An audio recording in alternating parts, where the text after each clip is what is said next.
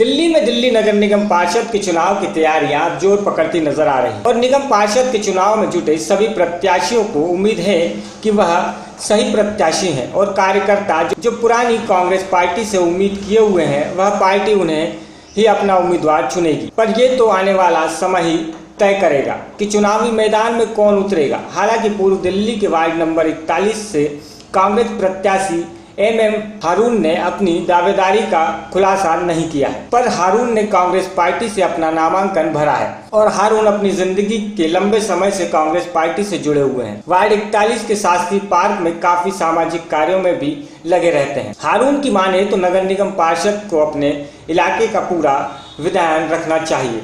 बात साफ सफाई की हो या बुजुर्गों की पेंशन की, निगम पार्षद को अपना काम बखूबी करना चाहिए। फारूक ने कहा कि दिल्ली एमसीडी में कांग्रेस की सरकार आनी चाहिए क्योंकि लोगों को इस बार वादों के नाम पर धोखा नहीं, विकास चाहिए। पहले जो निगम पार्षद थे वो जो भी किया उन्होंने इलाके में वो सब जनता जानती है, उसमें कुछ बताने की जरूरत नहीं है क्या है क्या नहीं अपना। अगर आप जीतेंगे या जो भी जीतेगा वो किस तरह का विकास देखना चाहेंगे उनसे? विकास जो है यहाँ पे काफ़ी कमियां हैं जो कि मतलब मैंने देखी हैं अभी घूम के यहाँ पर, तो उसके अंदर बहुत सारी कमियां हैं जो कि वो उसके बाद में पूरी की जाएंगी।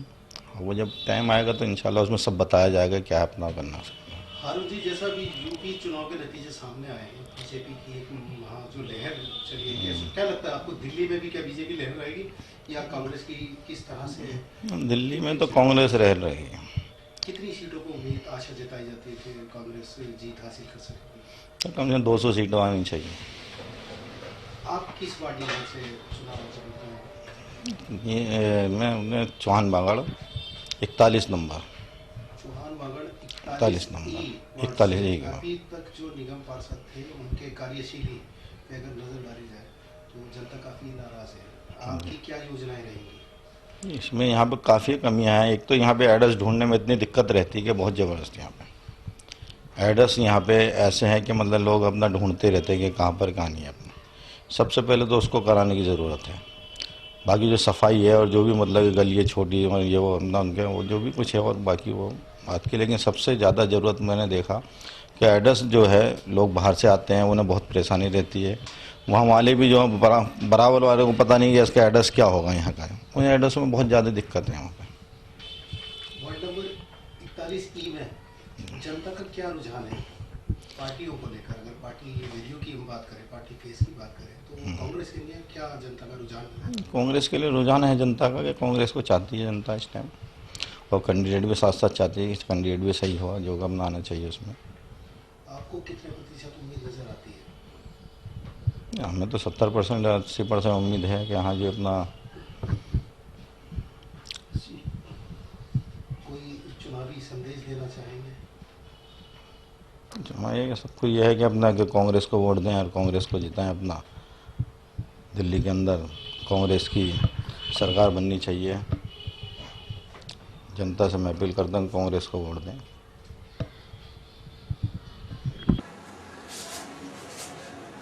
दिल्ली से सर्च स्टोरी के लिए राजीव कुमार तिवारी।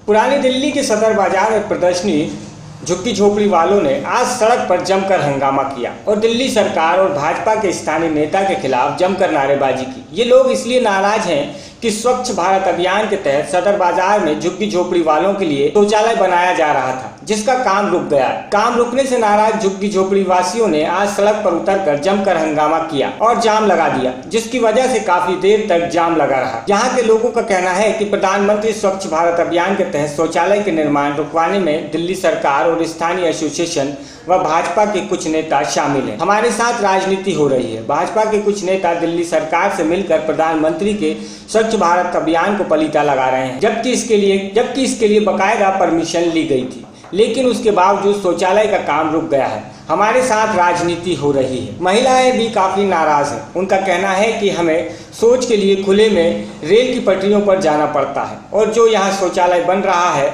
उसमें पैसे लिए जाते हैं। कई बार हमारे पास पैसे नहीं होते। हमारी बहू बेटियां खुले में शौच करने को मजबूर हैं। जवान बेटी रात में खुले में शौच करने जाती है तो हमें काफी डर लगता है। हम प्रधानमंत्री से अपील करते हैं कि यहाँ शौचालय बनना चाहिए। शौचालय का काम रुकने की वजह से लोगों में काफी नाराजगी है। उनका कहना है कि हमारे साथ सियासत हो रही है और शौचालय के लिए दिल्ली सरकार अड़ंगा लगा रही है। प्रधानमंत्री के ड्रीम प्रोजेक्ट स्वच्छ भारत अभियान राजधानी दिल्ली में ही दम तोड़ता दिख रहा है।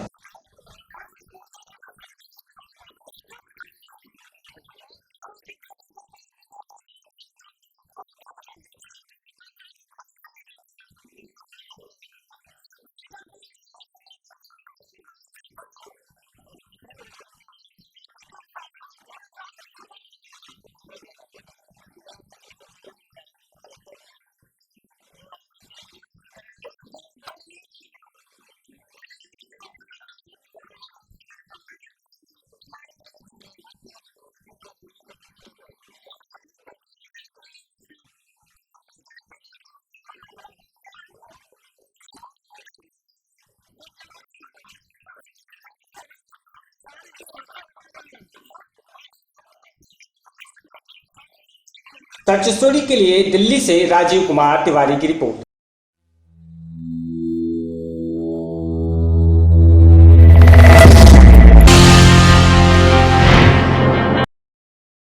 दिल्ली में नगर निगम के चुनाव को लेकर आरोप प्रत्यारोप का सिलसिला शुरू हो गया। कांग्रेस में आज करोल बाग में केजरीवाल के खिलाफ प्रदर्शन किया और कहा कि केजरीवाल दलित विरोधी हैं। यह विरोध प्रदर्शन करोल बाग के देवनगर वार्ड से शुरू हुआ और लोगों ने बड़ी संख्या में भाग लिया। केजरीवाल के खिलाफ जमकर नारेबाजी। कांग्रेस दिल्ली के अनुसूचित विभाग के चेयरमैन शिवराम ने कहा कि केजरीवाल सरकार ने पिछली बार दलितों को गुमराह कर सत्ता हासिल की थी, लेकिन उन्होंने दलितों के लिए कुछ नहीं किया है और अब दलित गुमराह नहीं होंगे। सफाई कर्मचारी को वेतन नहीं मिल रहा है। इसके साथ ही आपके विधायक पर भी जमकर निशाना साधते हुए कहा कि वो झूठे हैं और उनके विधायकों की डिग्रियां भी फर्जी हैं।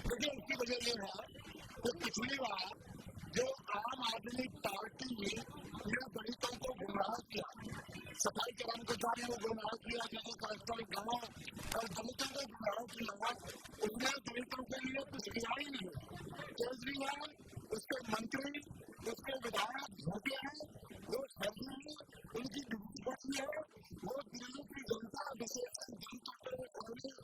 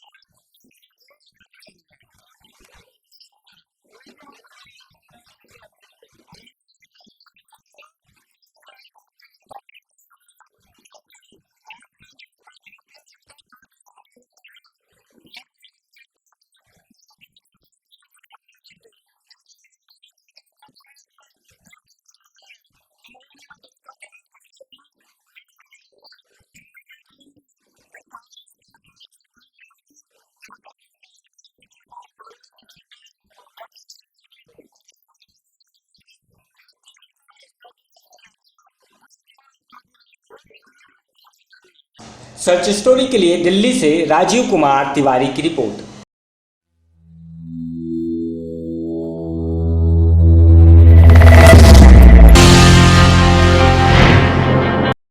शहीद हेमू कलानी एजुकेशन संस्था का मूल उद्देश्य संस्था द्वारा संचालित विद्यालयों में प्रवेश लेने वाले नवीन छात्रों के अभिभावकों के लिए स्वागत भेंट आयोजित करना, जिससे विद्यार्थियों के सर्वांगीण विकास को दृष्टिगत रखते हुए संस्था के नियमों, नीतियों, संचालित गतिविधियों से परिचित कराना, ताकि अभिभावक और शिक्षक के सामंजस्य से छात्र के लिए विद्यालयीन अध्ययन तथा क्रियाकलाप सहज हो सके।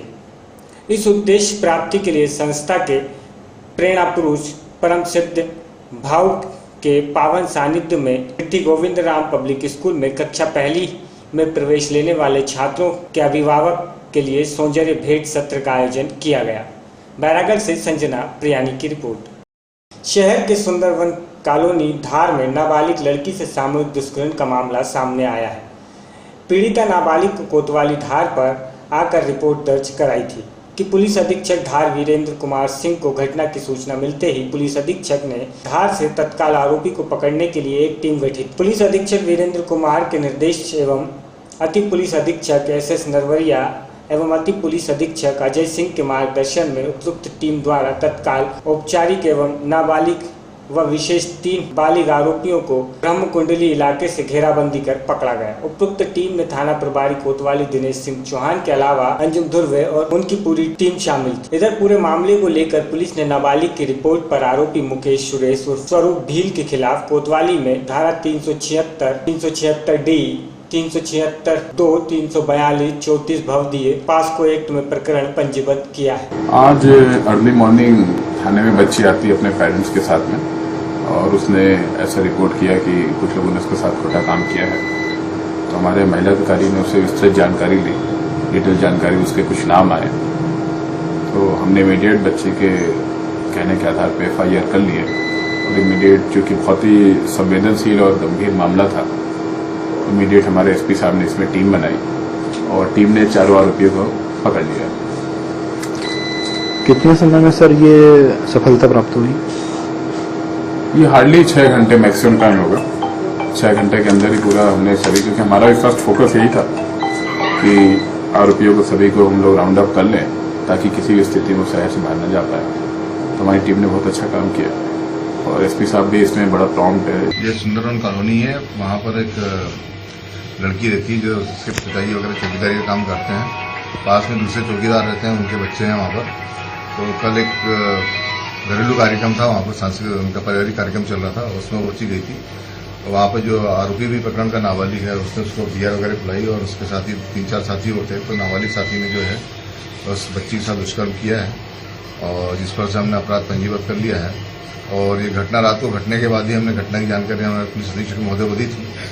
उसके बाद जो है हमारे अतिरिक्त पुलिस अधीक्षक महोदय जो है श्री डॉक्टर राज सिंह नरवरिया साहब और सिंह साहब, अजय सिंह साहब ने हमको उसमें मार्गदर्शन दिया और CSP विक्रम सिंह साहब द्वारा जो थाने की टीम बनाई गई और हमारी टीम द्वारा उसको रात में घेराबंदी करके चारों आरोपियों को रात में जो है राउंड अप कर लिया है और प्रकरण में विवेचना की जा रही है।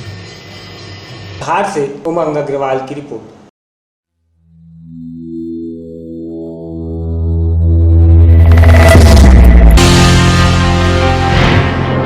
योगी सरकार ने सफाई अभियान को लेकर सख्ती दिखाई है, तो अब स्वास्थ्य महकमा भी सफाई अभियान में आगे आया है।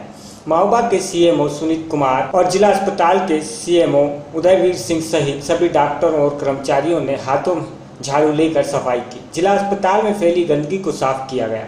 अस्पताल के परिसर और वार्डों में भी सफाई की गई। गले में आला डाले डॉक्टर हाथों में झाड़ू लेकर सफाई करते थे। यही नहीं, CMO ने आदेश दिया है कि अब जिला अस्पताल में रोजाना सफाई अभियान चलेगा। सर, आज ये सफाई अभियान चला जा रहा है, क्या लगता है सरकार बदलने के बाद से ये दिमाग में आप लोगों के आया है कि पहले से था कि सफाई होनी चाहिए? ये सफाई तो पहले से था आप लोगों के दिमाग में और सफाई तो जब से पैदा हुए हैं तभी से सफाई होनी चाहिए। और यहाँ पे जो नई सरकार आई है इसमें जो हम लोग देख रहे हैं कि हमारे प्रधानमंत्री जी खुद अब सफाई कर रहे हैं, मंदिर खुद सफाई कर रहे हैं, तो नेचुरल है कि हम लोग को सफाई करनी चाहिए। और इसका उद्देश्य जो हम लोग कर रहे हैं, आज जो कई सालों से और कई समय से गंदगी थी उसको आज हम लोगों ने सफाई किया और बड़ा अच्छा लग रहा है। अंदर से खुशी मिल रही है कि यदि हम आगे हैं तो पीछे वालों को भी काम करने का एक उत्साह पैदा होता है, वो कर रहे हैं। आप देखिए कि बाहर सफाई हो गई है, जो जगह पड़ी थी खराब आपको वो भी आपको बिल्कुल साफ मिलेंगी। और मैं समझ रहा हूँ कि रोज का काम है, आज का नहीं है, आज का नहीं है। हम रोज आएंगे और थोड़ी देर के लिए जब हम लोग आके सफाई करेंगे तो पीछे वाले अपने आप सफाई करेंगे और यह अस्पताल और जगह चमक जाएगी। रोजाना डॉक्टर सब सफाई भी करेंगे? सबके लिए कि हम रोज आएंगे, रोज थोड़ा समय देंगे और एक एक जगह चिन्हित करेंगे कि जो जगह हमारी पुछली पड़ी हुई थी, जहाँ पे लगता है कि तो पीक पड़ी हुई थी, तंबाकू पी गई थी, वहाँ भी हम लोग साफ करेंगे, जिससे कि हमारे नीचे वाले कार्मिक जो हैं उनके अंदर वो उत्साह पैदा हो काम करने के लिए। और ये तो बहुत अच्छा अभियान है, इसके लिए हमारे माननीय प्रधानमंत्री जी और मुख्यमंत्री जी बहुत बहुत बधाई की बात रहे हैं। महोबा से इसराइल कुरैशी की रिपोर्ट।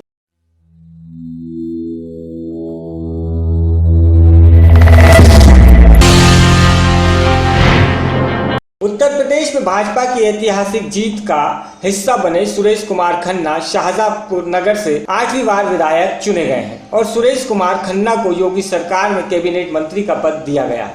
मंत्री पद की शपथ लेने के बाद सुरेश कुमार खन्ना शाहजहांपुर पहुंचे, जहां पर शाहजहांपुर की जनता और कार्यकर्ताओं ने नगर के कई इलाकों में सुरेश कुमार खन्ना का भव्य स्वागत किया। सुरेश कुमार खन्ना ने कहा कि वो 5 साल सेवा भाव से राजनीति करेंगे और उत्तर प्रदेश को उत्तम प्रदेश बनाएंगे। पूरे मनोयोग से 5 साल सेवा करूंगा और जनता की उम्मीदों पर, जनता की आकांक्षाओं पर खरा उतरूंगा। माननीय मोदी जी और माननीय योगी जी, ये दोनों लोगों की जो सरकार है, ये पूरी तरीके से जनता के हितों के प्रति समर्पित है और हम सेवा के माध्यम से राजनीति करेंगे। हमको जो जिम्मेदारी पार्टी ने दी है उसको पूरी निष्ठा के साथ निभाएंगे और उत्तर प्रदेश को उत्तम प्रदेश बनाएंगे। शाहजहांपुर से मोहसिन खान की रिपोर्ट।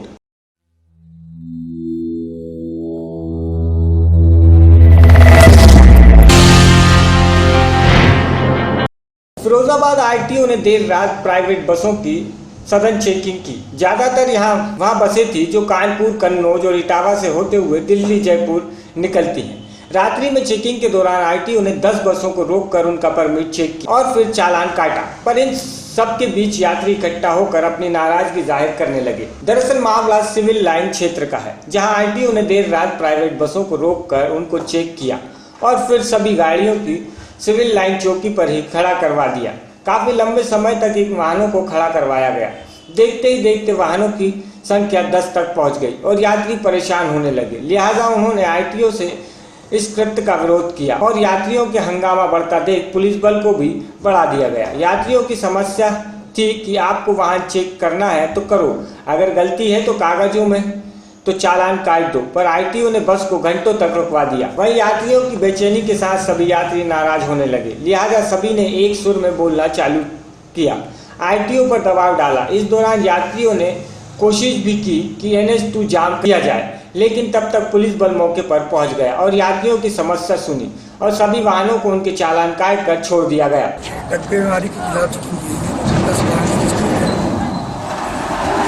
कितने वाहन है टोटल? 10 वाहन है। तो सर किस तरह के इनकी परमिट नहीं दे, क्या परमिट शर्तों का उल्लंघन करती है। शर्तों का उल्लंघन कर रहे थे सर। टोटल ये बोलेंगे 3 से 4 घंटा हो गया है इन लोगों को, कह रहे हैं हम लोग परेशान हो रहे हैं। नहीं 3-4 घंटे नहीं हुआ, अभी 1.5 घंटे। अभी जुर्माना देके गाड़ी छूट जाएंगी। तो सर ये कार्रवाई या परिवहन विभाग जो चला रहा है, ये पहले भी इस तरह से चल रही थी? बस तो लगातार चल रही है, लगातार चलती रहती थी, लेकिन अब इनके ऊपर शिकंजा कसा जा रहा है। मेरा नाम रवि है, मैं दिल्ली से हूँ और भाई साहब बहुत परेशान है। वो बस खड़ी हुई है और बस भी ऐसी जगह खड़ी कराई है कि अंदर पेड़ वेड़ है, मच्छर वच्छर, वहाँ पे बहुत पब्लिक परेशान है। ना ही तो कुछ भी नहीं है, पब्लिक बहुत ज़्यादा परेशान है यहाँ पे। कहाँ जा रहे थे भाई साहब? मैं दिल्ली जा रहा था। दिल्ली जा रहे थे? हाँ। तो कितनी देर हो गई लगभग? कम से कम 3-3.5 घंटे करीब हो गए लगभग। आरटीओ के द्वारा जो है गाड़ियाँ चेक की गई, प्राइवेट वाहन थे जो है उसी पर जो है आरटीओ के द्वारा बंद की गई। उनके चालान काटे जा रहे हैं, अब वो उन्हीं की उसी आरटीओ विभाग के द्वारा कार्रवाई की जा रही है। तो ये पब्लिक जो परेशान हुई है, लोग इकट्ठे हो गए थे क्या सभी कुछ देर पहले? नहीं इकट्ठे नहीं, 8 बसें थी लगभग, 7-8 बसें सवारियाँ हैं, तो कोई ऐसा नहीं था, मतलब इकट्ठा तो होना ही थी जो बसें थी। अब जो है करवा रहे हैं। फिरोजाबाद से दिव्यांशु पुरी की रिपोर्ट।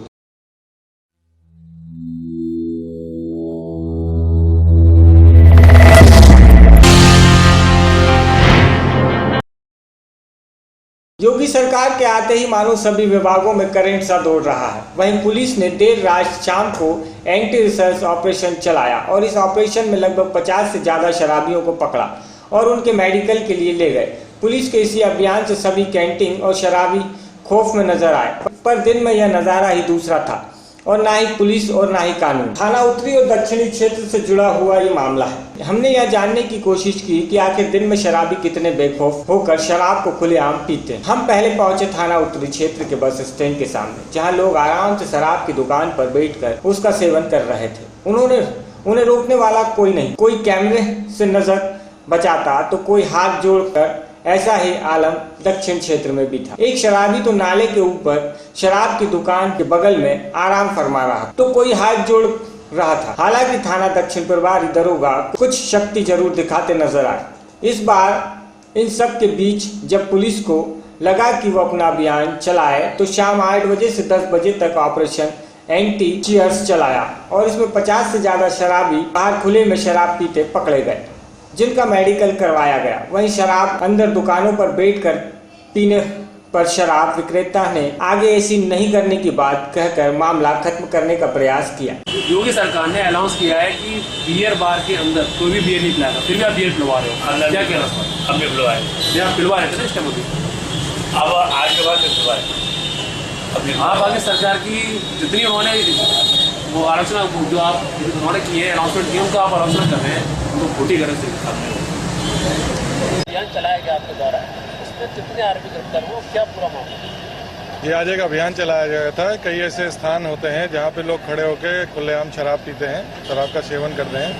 अंडे के ठेले हैं, जूस की दुकानें, कुछ चिकन के पॉइंट्स ऐसे हैं जहाँ पे लोग इस तरह शराब का सेवन करते हैं।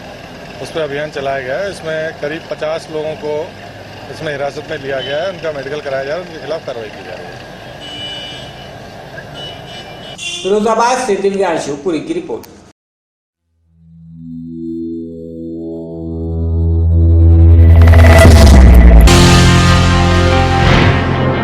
मामला थाना रामगढ़ क्षेत्र के सिलैया की पुलिया का है, जहां कुछ लोगों ने ऑटो में सवार होकर मत्सेन से अपने रिश्तेदार के घर गमी में निकले हुए थे। तभी रास्ते में अचानक ऑटो वालों ने अपनी स्पीड बढ़ा दी और एक ट्रक को ओवरटेक करने लगे। सामने से आ रहे वाहन से बचने के लिए ऑटो चालक ने अपने ऑटो को साइड करना चाहा, तभी वो नाले में जा गिरा, जिसके चलते ऑटो में सवार 6 लोग घायल हो गए। इन्हें इलाज के लिए ट्रामा सेंटर भेजा गया है, जहां सभी को भर्ती कर लिया गया है। अब उनका इलाज जारी है, जहां 2 की हालत गंभीर बनी हुई है। घायलों में 2 बुजुर्ग महिलाएं भी शामिल हैं। क्या नाम है आपका? मेरा नाम सोबरन सिंह है। ये क्या हुआ है? ये हमारे भाई के साड़ू हैं और तो उनकी एक्सपायर हो गए थे आज, तो उनको देखने आ रहे थे, उनके शामिल होने के लिए आ रहे थे अंत्येष्टि में। तो मटसेना गांव के दौरा से वहां से आ रहे थे ये लोग, एक ऑटो में बैठ गए, तो ऑटो वाले ने ओवरटेकिंग करके पूरा ऑटो नाले में डाल दिया। तो ये 7 लोग घायल हो गए उसमें। कितने लोग सवार थे? 7 लोग थे और 7 गंभीर रूप से घायल हैं। हाँ, ये सैली चौराहे से रामगढ़ की तरफ चलेंगे तो ऑटो पलट गया, नाली में गिर गया और उसमें ये चुटैल हुए हैं। कितने लोग घायल हैं? 4 हैं फिलहाल, जिनके दो के सीरियस है। तंबू में बहुत 4-5 आदमी थे, 5-6 शायद थे और एक इधर उधर निकल गए। दिखवा लिया, उसमें कोई और तो कोई था नहीं उसमें। फिरोजाबाद से दिव्यांशु पुरी की रिपोर्ट।